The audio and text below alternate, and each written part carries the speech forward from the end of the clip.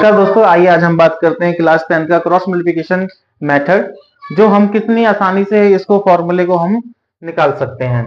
तो दो इक्वेशन दे रखे हैं, a1x प्लस में b1y प्लस में c1 equal to 0, a2x plus में b2y प्लस में c2 इक्वल टू में 0। तो x की वैल्यू निकालेंगे तो y और 1।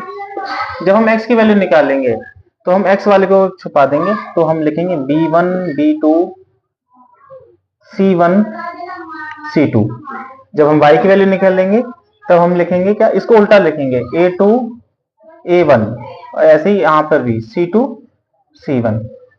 जब हम c की वैल्यू लिखेंगे तो हम यहां पे सही लिखेंगे a1 अपॉन में a2 और b1 अपॉन में b2।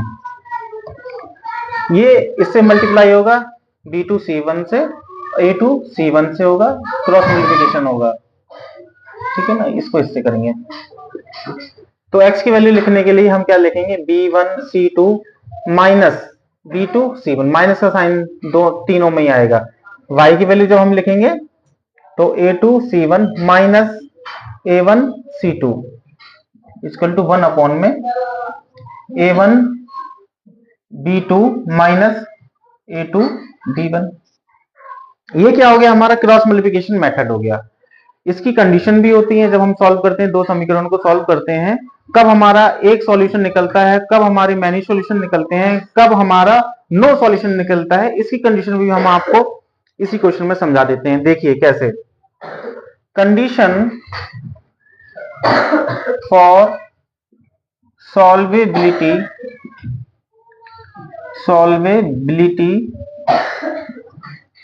For linear equation. ये सब क्या है, लीनियर इक्वेशन है। पहली कंडीशन क्या होती है, व्हेन ए यूनिक सॉल्यूशन, या यूनिक मतलब कि एक ही सॉल्यूशन निकलेगा, यूनिक सॉल्यूशन।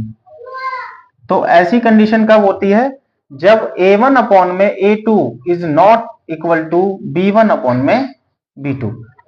जब a1 और a2 b1 और b2 के बराबर नहीं होते हैं तो कोई सॉल्यूशन, एक सॉल्यूशन निकलता है।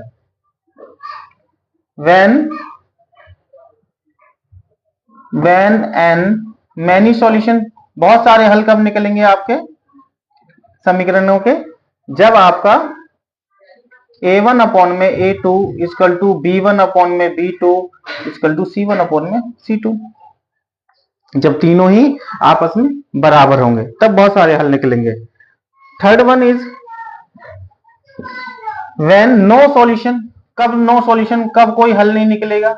इसके लिए क्या होगा, a1 अपॉन में a2 equal to b1 upon में b2, लेकिन c1 अपॉन में c2 is not equal to, ठीक है ना। यानी कि a1 a2 तो बराबर होंगे b1 b2 के, लेकिन c1 और c2 आपस में बराबर नहीं होंगे। तो जब हम x और y को जब बराबर रख देंगे कोई हल निकलेगा ही नहीं। इसका मतलब क्या है, कोई सॉल्यूशन नहीं निकलेगा। समीकरण आपको समझ में आए हो, मेथड समझ में आया हो, जरूर शेयर करिए, कमेंट करिए, लाइक करिए। धन्यवाद।